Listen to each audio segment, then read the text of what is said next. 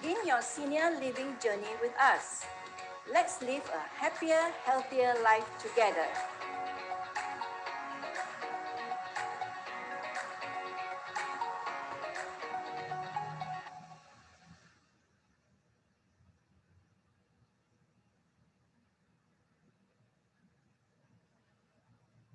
Hello, everyone. Welcome to this webinar, Retirement Fund 101. Thank you for spending some time with us today. My name is Christina, and I'm going to be your host. This webinar series, known as the Silver Circle by Komune Wellness, is an initiative to promote active aging and senior lifestyle. Like with our previous sessions, we hope to connect with seniors to create a community that engages in current topics of physical, emotional, and social well-being. Even though seniors are at the top of our minds, these sessions are also aimed at individuals planning for retirement, as well as children with aging parents. As a token of our appreciation for you being here with us today, we're giving away a couple of prizes to a few lucky participants. So tune in for a chance to score these prizes from Commune Living Bangsa South. All you have to do is fill up the post-event form at the end of the webinar.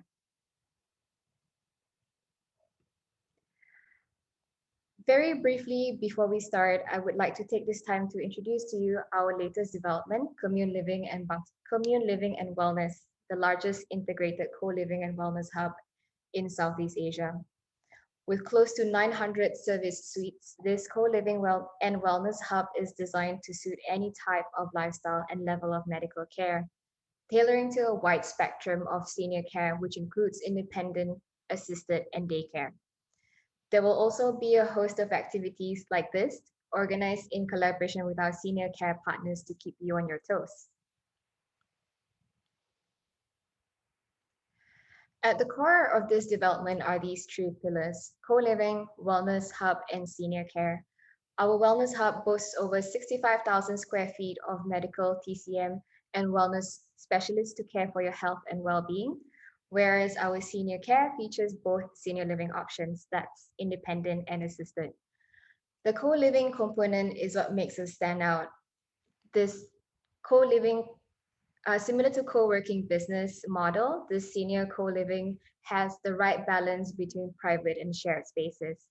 So we focus on elders' well-being and care when needed, while creating a space for them to be independent, where they can have a socially engaged life as individuals in an interesting setting. So it's by the park. So that's Taman Tasik Permaisuri, 99 acres, close to other like-minded people with a regular stream of activities to do.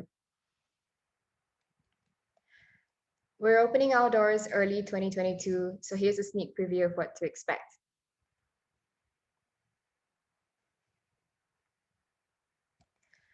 You can reach out to us or find out more via our website. I will leave the QR code up for a few seconds for you to scan on your mobile devices.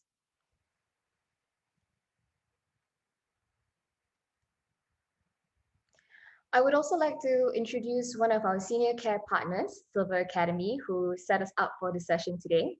Silver Academy is an academy for seniors in Malaysia. They believe that active retirement requires active involvement in activities that can promote emotional and physical well-being. They have organized various workshops in Penang and KL, which include kueh making, painting, embroidery, and so on. So you could see some of the activities that they've done here.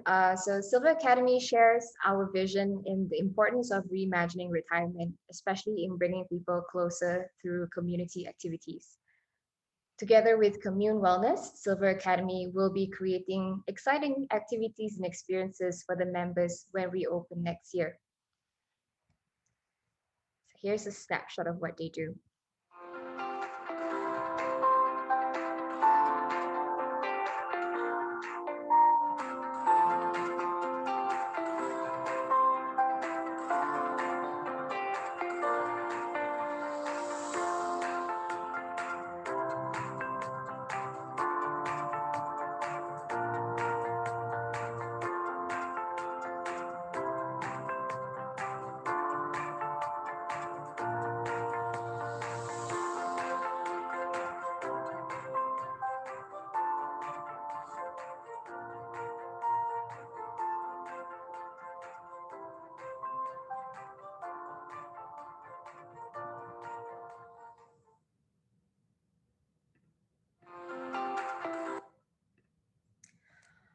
Moving on, I'd like to share a few statistics on Malaysia's retirement and pension prospects to set the stage for our discussion.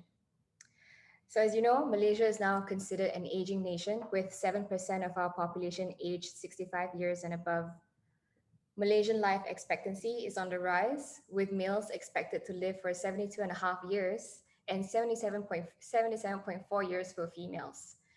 That means post retirement, one would need to consider their funds for the next 20 years. According to EPF, 70% of their members who withdraw their funds at the age of 55 use up their savings in less than a decade after retiring. Most EPF savings are therefore barely enough for a decent life after retirement, what with the rising cost of living. Pre-COVID, EPF reported that 50% of its contributors aged above 54 have savings of below 50,000 ringgit. That's why it's important to plan for retirement, whether you've just started working or have been in the workforce for decades. With some pre-planning and diversification, you can increase your chances of a comfortable retirement. So the Malaysian mindset of relying on EPF as the only source of funding for their retirement has to change, which is what we're here to address. Today, we are joined by Arturo Furman, founder of Seeds of Future. Arturo started investing in the late 90s while working for one of the pioneer stockbrokers in the internet. Through his career in cybersecurity and risk management, he has been increasing his investment strategy knowledge while working for some of the largest banks and brokers in the UK and USA. After creating his own company in the UK, he spent the last decade working for, among others, investment banks and trading firms in the UK. Throughout the last 30 years, he has crafted a portfolio building system to supplement his pension funds in Spain and in the UK. This year, he and his wife created Seeds of Future, a non-profit to share knowledge, experience, and especially motivation to people of all ages. When his current full-time job allows, he shares training on a variety of topics related to living longer and happier lives. Just a little housekeeping before we get started. If you have any questions during the presentation, please type them into the Zoom Q&A chat box. We will bring up your questions at the end of the presentation. There will also be a couple of poll questions throughout the presentation that you can take part in. Now, without further ado, we will turn the time over to Arturo with the topic in discussion.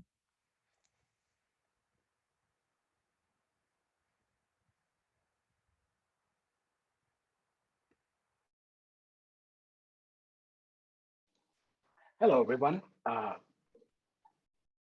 Welcome to the presentation. One of the things that I want to share with you to begin with, is, as Christina was saying, it doesn't matter where you are in the journey through your employment life. You may have just started and getting just about that comfortable feeling that at the end of the month you have some savings and you want to make the most out of them. Or you have been doing that for many, many years, and now you're retired or about to, and you're wondering, okay, how do I ensure that I can continue to live the way I like to live? So investment has become more and more mainstream with many, many instruments available to everybody around the world. I have an EPF in Spain. I have an EPF in UK, the two countries where I worked before coming to Malaysia. And the mechanism to draw money from it will end up being as compatible with what I'm going to share with you, just as a paycheck would be if you're just starting to work now, joining the workforce. So what I want to share with you is some key takeaways. You will find that the slides may have a lot of information. My intention is for you to have that information for later review, to study more, to see which of, when you're interested in one particular instrument, I'm giving you some more information and some pointers that you can then do your own research. The key takeaways, though, is first and foremost, in order to invest at any age, in any situation is you must have a plan. When you throw money at something thinking it's an investment, but you don't have a plan, you're basically gambling. And gambling has its place in society and place in everybody's life, but it is not investing. So I wanted to start with the definition of an investment to make sure that you're aware of what an investment is, and then share with you over the past 30 years what instruments I have become aware of, which ones I have used, what are their strengths, weaknesses, all of them have them, and then help you decide which instruments are best for you. Now, another key takeaway, there is no silver bullet. There is no one way to ensure that this is the best instrument for you.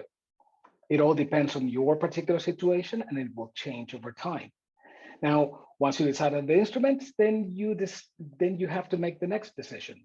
Okay, which particular investment am I going to do? If I decide to buy shares, what shares should I buy? If I decide to invest in a unit trust, which one should I buy? And finally, when should you do it? Now, to drive the point across, again, as Christina mentioned, EPF is a true and tested method to accumulate wealth as you are employed. However, more and more often, it's the same case in Spain, same case in the UK. When you come to retirement age, it possibly will not allow you to continue to live the way you were living while you were employed. So it's always good to have that in mind.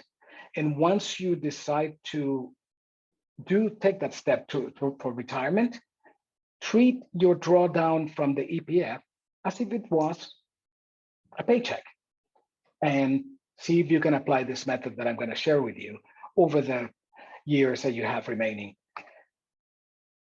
This is the method. The method is basically deciding how to build this plan. So you have some resources and you have time. That will help you choose instruments. Once you know the instruments, then you're going to say, okay, I'm going to do a little budget and plan for that investment. That plan will turn into a portfolio. So you will have several investments. Over time, you need to review them, you need to adjust them, and they will be the assets that will carry you from day to day to the next year to the following year for the rest of your life. Again, everything centers in that plan. Now, what is an investment? What can you put into that plan? Well, an investment is, of course, you're going to put your money into something. But when you do, if you can satisfy two questions, two issues, then you will know it is an investment.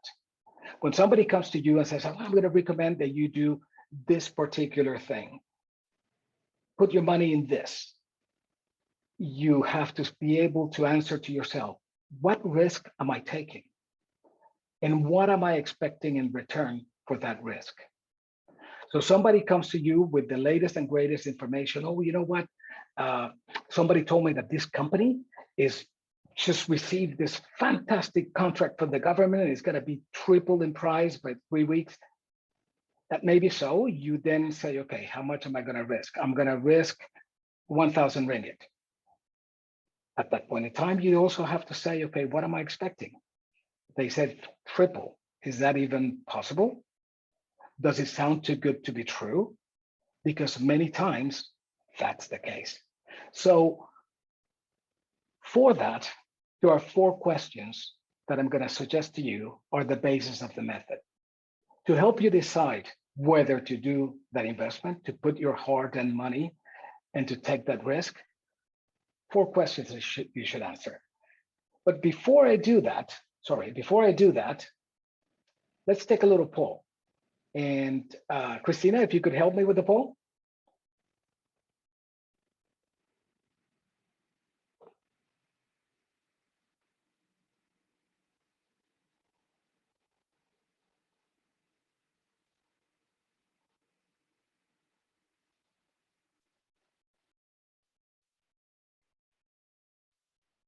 Hello, Christina? Yep, it's up. It's Oh, running. it's up. Okay, Sorry. sorry. Yeah, sorry about it. Thank you.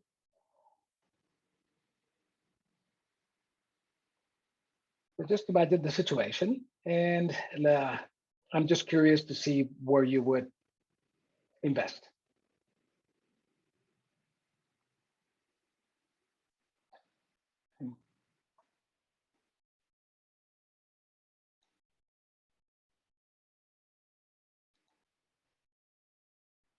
And Christina, if you could let me know. Uh, So the poll answers have been shared. So a lot of about 54% have voted to invest in unit trusts, followed by shares. That's 38%, and then 8% in fixed deposit account with 0% in cryptocurrency.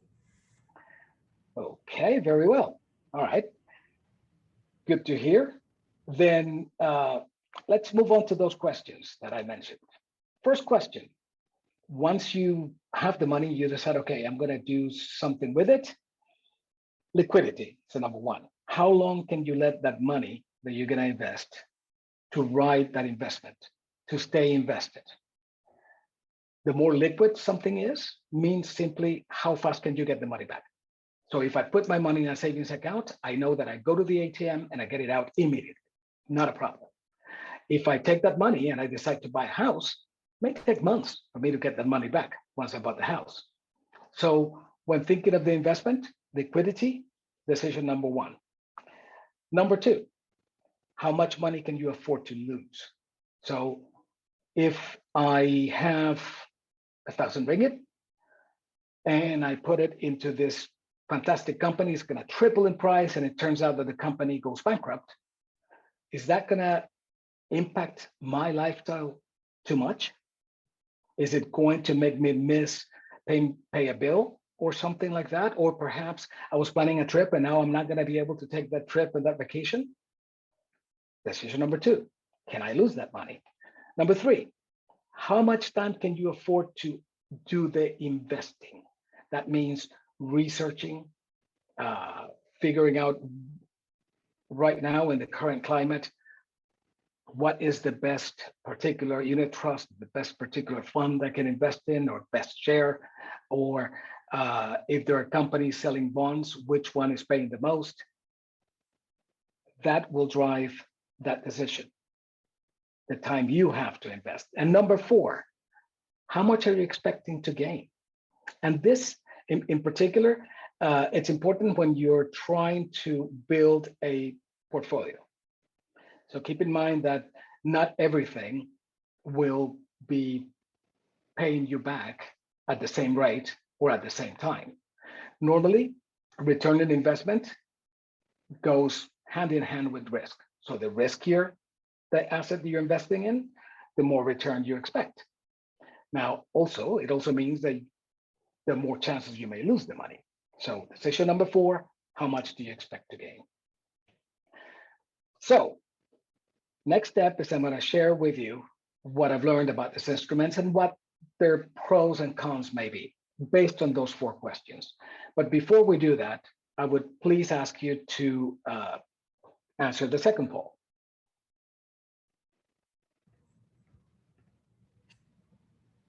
Okay, the first question is up. I'm going to have it up for about 15 to 20 seconds to gather the results. And if you could let me know the results as well. Of course.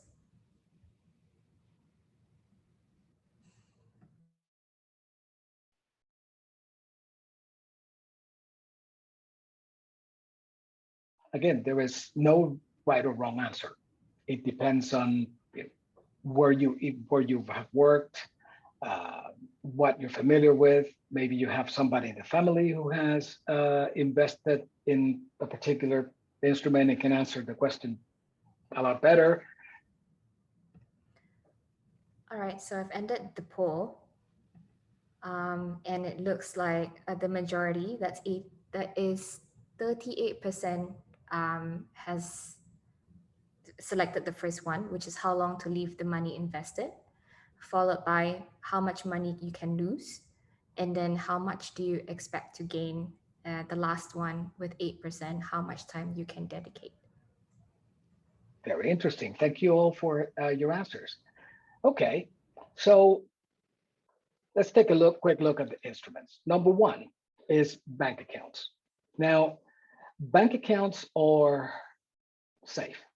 That's the best way to describe them. Every country in the world will protect savings, and thus you expect the liquidity to be very high, very low risk. However, the return on investment is negative.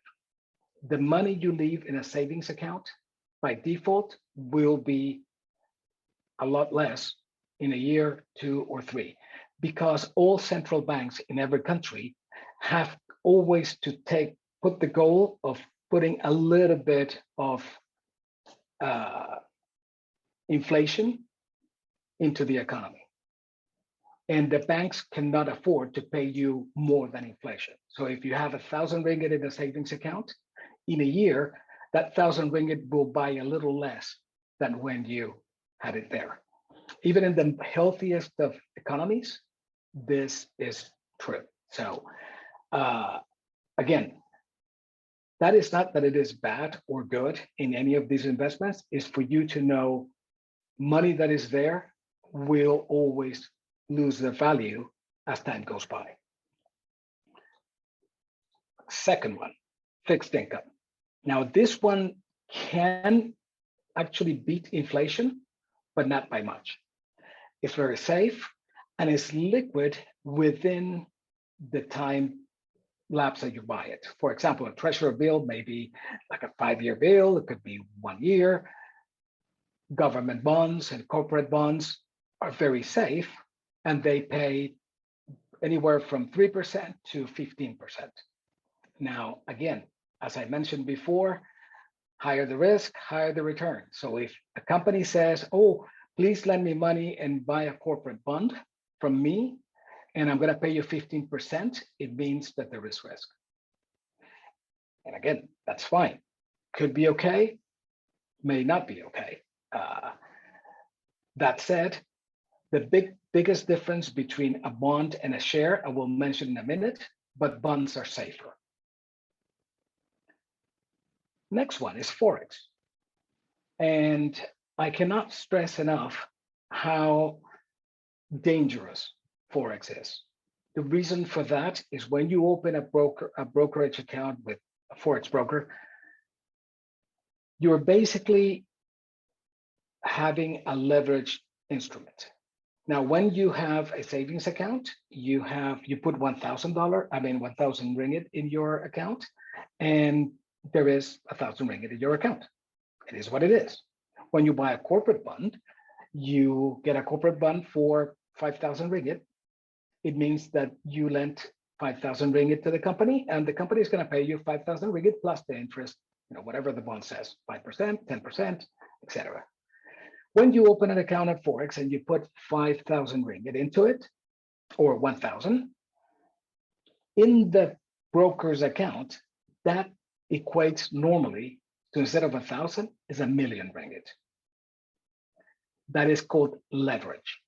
So when the market moves 1 pip, which is the minimum unit in Forex, it means that your 1,000 may be 1,300, or it may be 700. So it's very, very volatile. It moves way up and down. That may be good or bad. Again, the problem is that this is a market that is controlled by institutions. I was the head of information security for the largest Forex broker in the world, that had headquarters in London. And they used to move just about $30 billion in 1 year. Sorry, in 1 day. That means that you are at the mercy of these big institutional players. So be very careful, because I see a lot of things on the internet and in Facebook and in social media where they say, oh, I made $3,000 in Forex in 1 day. Yes, you can. But the reality is that 70% of the people who go in lose money, and a lot. So be very careful with Forex.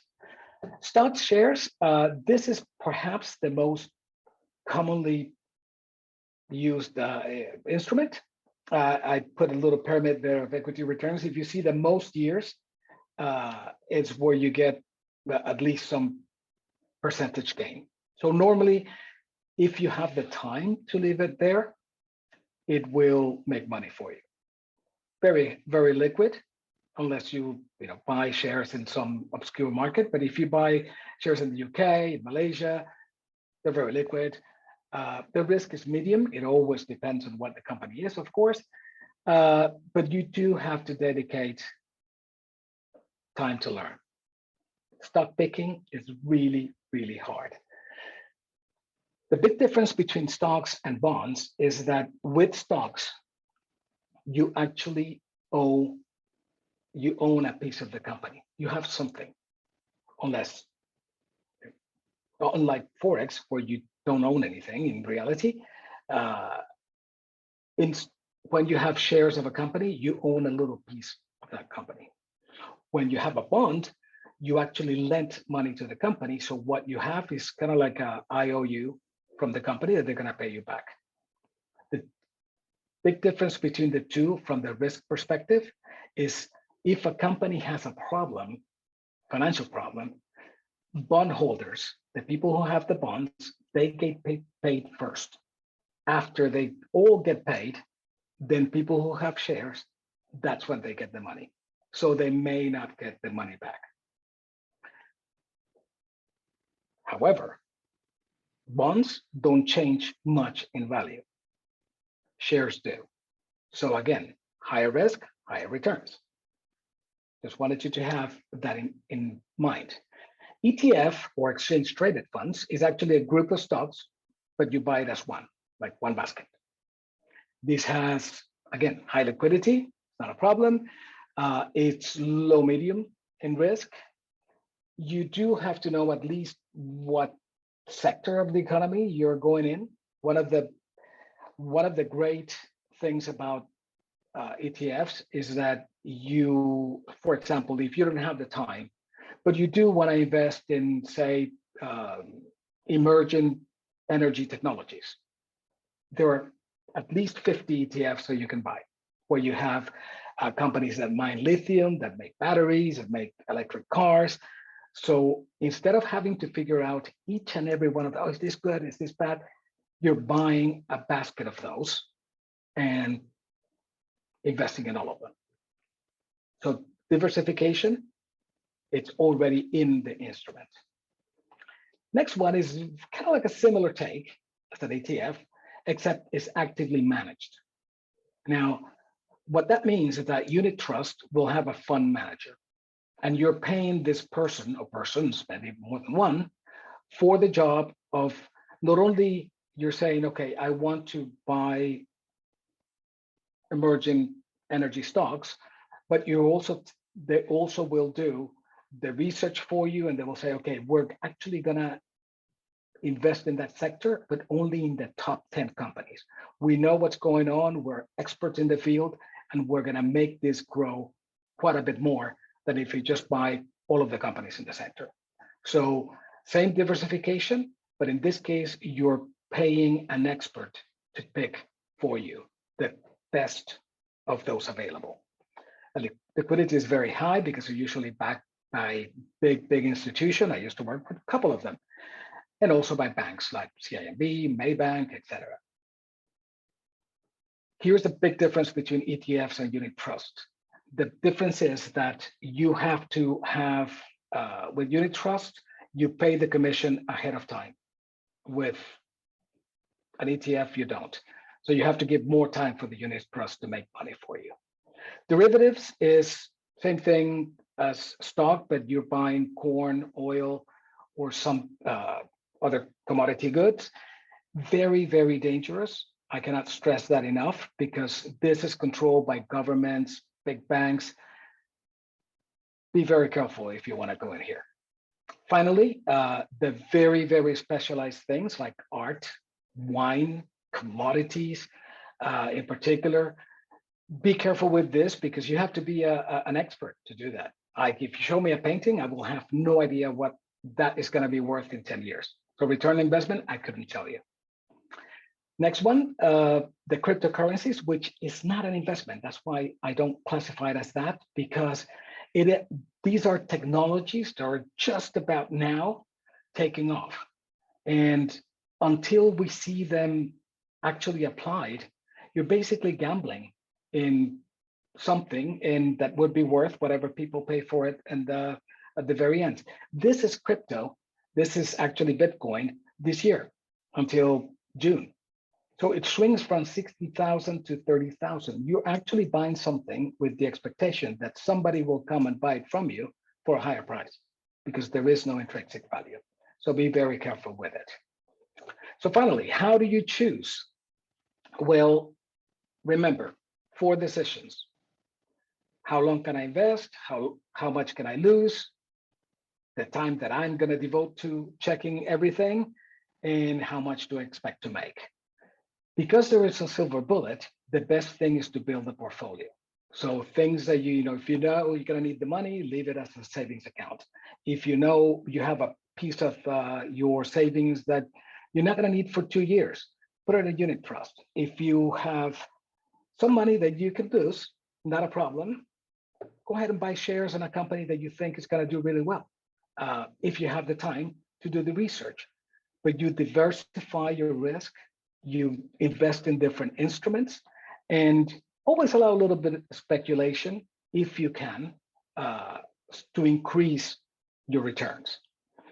I have shared with you, there's a sample spreadsheet in this, like this one, where you can play around with the initial pot of cash that you have, and adjust to whatever you decide. This is the categories that I am using myself right now. Finally, just a word of selecting stocks, ETFs, and funds. It's hard work.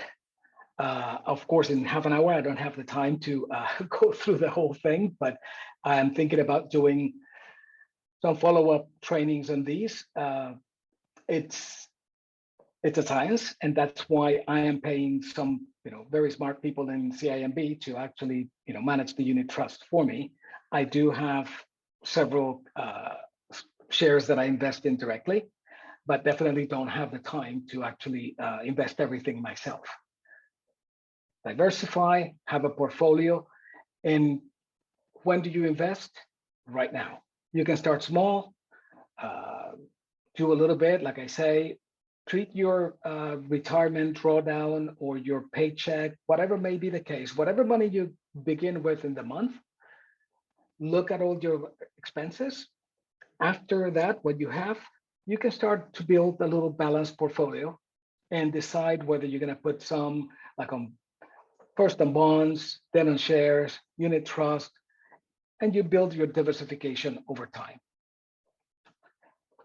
I'm going to leave you some homework and just reminders of how what I just mentioned.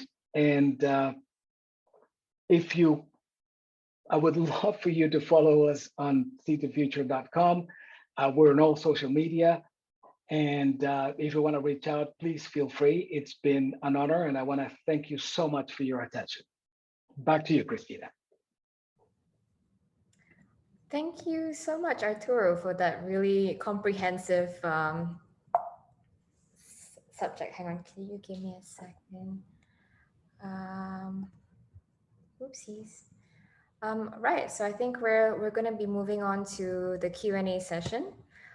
So I'm going to be picking out a couple of questions within the Q&A chat box here, and then have you answer some of them. Hopefully they're all not too complicated. So the first one here being from an anonymous attendee. Can we just invest with you since you are already doing it? Actually, no. So I have to be very careful because I don't know in Malaysia whether there is a regulation. I would imagine there is. In every country where I lived throughout my life, there is a regulation where you have to be a qualified financial assessor to actually help people build their portfolios, etc. I'm sharing what I've learned with my own uh, throughout the years, and my intention is to help you learn from my mistakes so you don't make them. But definitely, maybe later on, like I say, I will do a follow up on how to choose the best unit trust and etc. But no, I'm not a fund manager. Far from it. Not that good. Maybe not yet. Um, all right, so I'll move on to the second question, yet again by an anonymous attendee. What is a good app or system to track all your various investments like property, savings, stock, and ETF, etc.? Okay, that's a great question. So they're popping up very fast on the internet. Most of them have a free offering. Mhm. So the one I'm using two right now. The one that I've been using like most of my life is Yahoo Finance, which is simple, free, etc. Uh, it also has very good information on Malaysia. So you can actually put a lot of the Malaysian stocks in there. The bad side is that it doesn't have the unit trusts. So that's the. So I also use Morningstar, Morningstar Malaysia. Morningstar Malaysia has all the unit trusts, but it doesn't have the stocks. So again, there's something good, there's something bad. Nowadays, for the stocks that I own, it's like my speculation deal that I have on the US. Right now, I'm using a website called wallmine.com. Wall as in, like, I don't know if I can write it, but wall as in the walls in your room. Right. Mine as if where you get the gold. So wallmine, one word, .com. We'll probably link that up in a bit. Yeah. Everyone. And that one has great information on stocks in the US and UK, and they're starting to put some in Europe. So it depends on where you're investing. I think for unit trust, the best one is Morningstar. I use the free system, not a problem. If you want to do very detailed comparison, and I think they have screeners and things like that to do very complicated fund manager kind of thingies, then you have to pay. But Morningstar.com is good for unit trust. And then good old finance at Yahoo is great for pretty much everything except unit trust. Great. So there are probably like a few of these platforms that you sort of need to kind of track a bunch of different things then. Correct. Yeah. Okay. I'll move on to the other question here that we have by Kim Fong Lia. So she's asked if EPF allow some portion of money to buy unit trust, should I move the eligible portion from EPF to unit trusts? Yes. I mean, normally we would say yes. You have to make sure that you're moving a portion that, remember, there is a risk with even unit trust where you're paying people to manage it. It's very hard for them to lose money for you. I mean, these fund managers, for the basic reason that they would get fired. So they're very careful with their money. The thing is, go to your EPF and see how much money you're getting from it. And then it would only make sense to move it to a riskier asset if that second question, the return on investment, if it's better. So for example, if an EPF last year, the return was 5%, then I would say, yes, move it, definitely. I mean, there's almost any unit trust will pay you 8 or 10%. If you pick one like, for example, technology, or you pick one in the opportunity growth in Asia, that could even give you 15%. So as long as you keep in mind the two things that I mentioned, risk, if I'm gonna do something risky, I expect something in return. So look at what unit trust you're gonna put the money into and make sure that the percentage return yearly from the last 2 or 3 years have been more than the DPF. If it has, go ahead and move it. Great. Um, so the next question is, what is a good starting amount when we are planning or starting out to invest? Well, that depends on how fast you want to retire. So when I started with $50 US. That's all I could afford. Uh, However, having worked in the UK, when I got the money out of my EPF, my pension fund is over there is called a SIP, but it's like an EPF. I put half of that, which would be, I don't know, 20,000 ringgit, something like that. Don't, doing Forex in my head is kind of difficult, but yeah, something like 20K. And I diversified into different unit trust here in Malaysia, hoping that the Malaysian government will let me stay as long as I want to. So there is no perfect amount. I would say, for example, if you're going to invest on something like a unit trust, wait until you have 1,000 ringgit to put in, rather than putting 100, because you have to pay a commission. Right. So for one, if you're going to put 100 every month, you're going to pay a lot of commission. Well, if you save the 100, and then after, I don't know, 5 months, you have 500, that it's more like, okay, now it's worth paying the commission. Great. When you started out with that $50, how long ago was that? Wow, that was 1997, just about. Right. So it's so just so you know, well, and everybody, I came to Malaysia with the idea that I was going to retire here. Right. But I'm having so much fun at work that I'm not. But if I can get like my goal, I'll possibly do the Malaysia my second home or something like that, so I can hang around then, once I retire. Great. Maybe you retire at Komune Living and Wellness. Yeah, there you go. Our next question here is by Adeline Tay. She says, thank you for introducing all the possible investments available for a beginner in their 30s without many investment knowledge. Which would you recommend to start with? Great question. So, and thank you for giving me all of the extra info so I can help you better. Definitely the key you're mentioning there, remember that how much time you have to invest in learning about what you're going to do. I think the best way to learn is to learn from people who know. So this is what I did about 10 years ago when I got into people managing my money.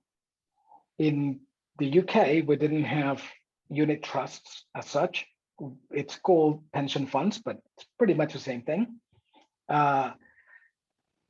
So what I did is I wanted to invest in technology. So internet technologies, Facebook and Twitter and the stuff like that. I didn't know what to buy. Although I was in the industry, I wasn't sure where to invest. So what I did is I made a little list of the investments that I wanted to make. When I think Facebook and I think Twitter, I put like 3 or 4, and Microsoft. And then what I did is I went to a unit trust and I put the money in a unit trust. And I looked at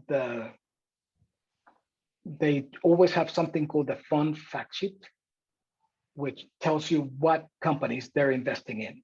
Yeah. So I saw, oh, look, this guy is investing in Netflix. I didn't even think about Netflix. So, these guys know what they're doing.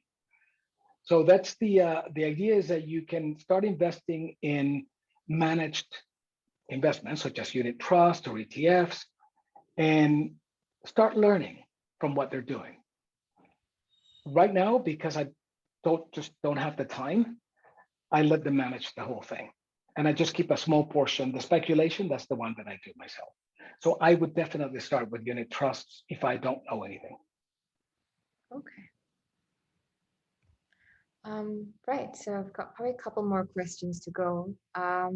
would investing with my EPF balance have better returns or less compared by using my cash in hand?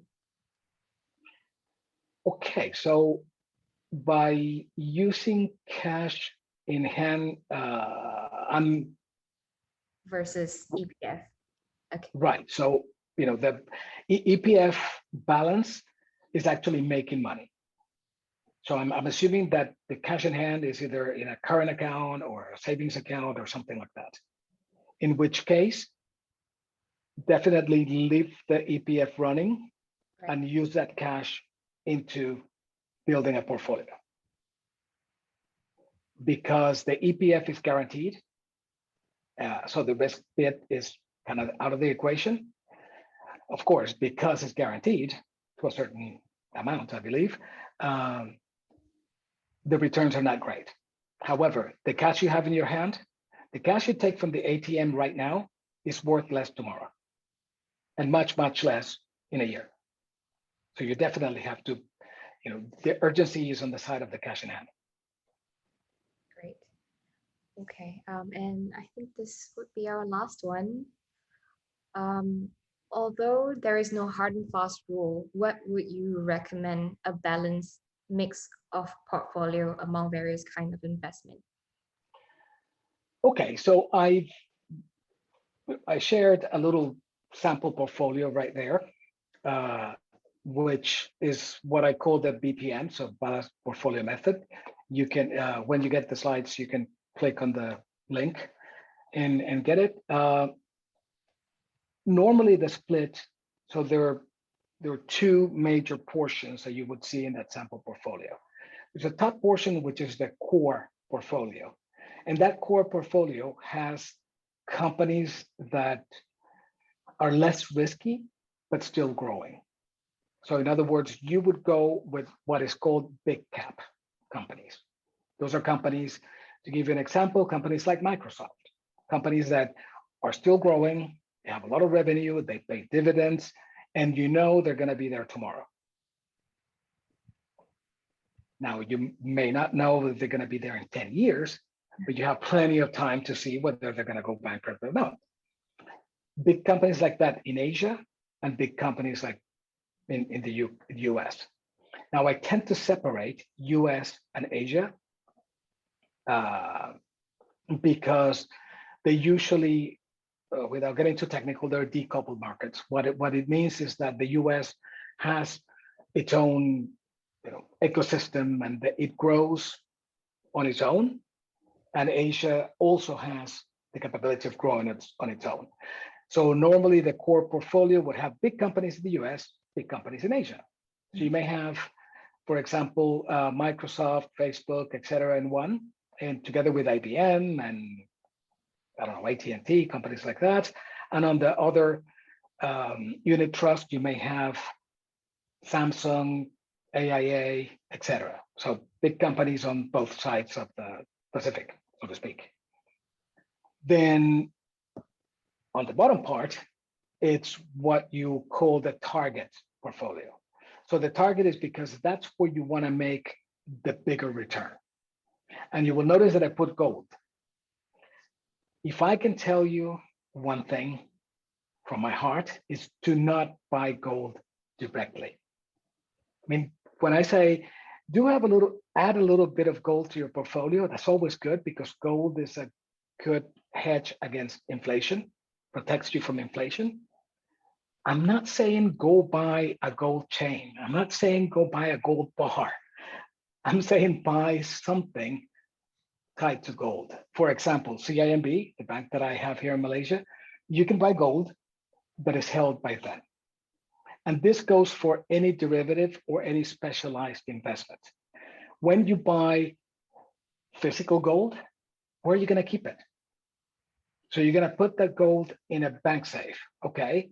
Deduct the cost of paying for the bank safe from what you are going to make from that investment. If you're going to buy a beautiful painting by somebody who's going to become really famous, you have to pay insurance because if it gets stolen, it's gone. So you will see gold you will see commodities. I don't mean buy futures of, I don't know, Exxon or futures of oil directly, or buy barrels of oil. What I mean is invest in ETF, trust, or even buying shares of Petronas or Exxon or Gazprom or whatever energy company you think. So the idea is that you invest in little companies, riskier companies on the bottom part, the target portfolio, and on the top one, on big companies that you know are going to be there.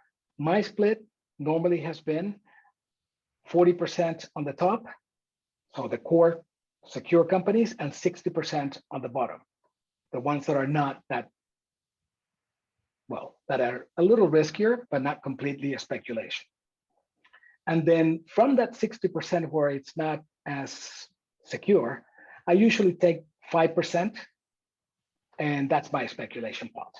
That's the one that I can chuck into, I don't know, Ethereum or Bitcoin if I want to, because I know that if I lose it, okay, fine, I'm gonna cry for a little while, but I'm gonna get over it.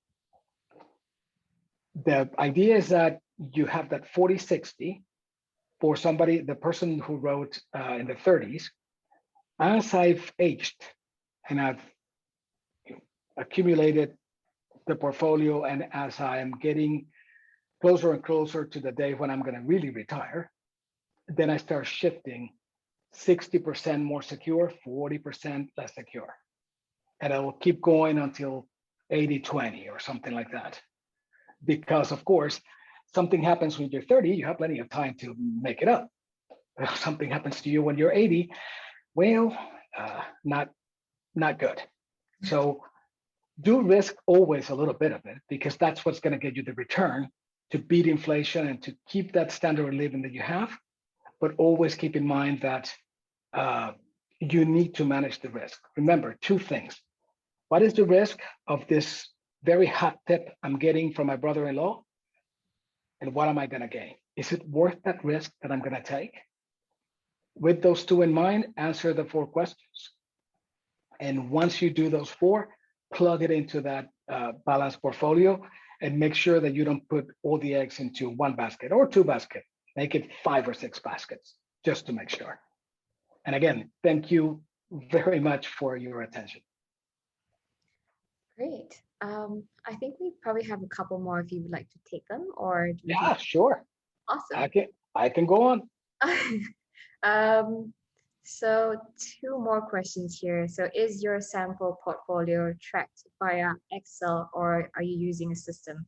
No, just Excel. Excel. I don't have anything fancy. Great. So then the final questions here is probably sort of related to your previous answer. Would it be advisable to stick with just unit trust on all my investment, since time and understanding of the financial tools aren't familiar to me? Absolutely. Yeah. It's perfectly fine. If you have the time to learn a little bit from the people who are managing the trusts, then you might decide one day, well, you know what? I have 2,000 ringgit that I would definitely love to make into 4 or 5. And then you take a little dip into some speculative investment, such, you buy shares in a company that either is going to grow because it's the latest development in electric vehicle technology or something like that.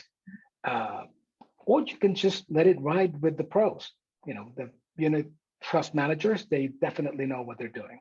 Right now, like I mentioned, more than 90% of my portfolio is being managed.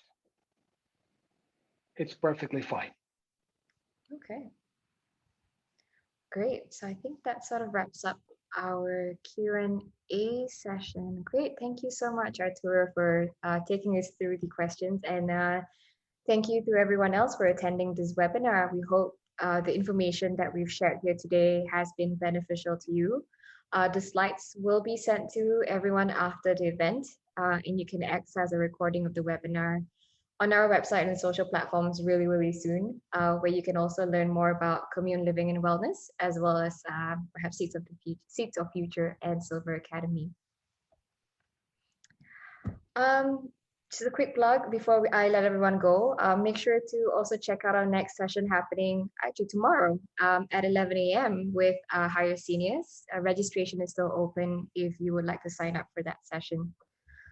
Don't forget to also fill out the post-event form right after this. You will stand a chance to win a free one-night stay with breakfast at Commune Living Bangsar South or F&B vouchers to be used at Commune Cafe Bangsar South. Until then, have a great week ahead and stay safe, everyone. Thank you all. Thank you.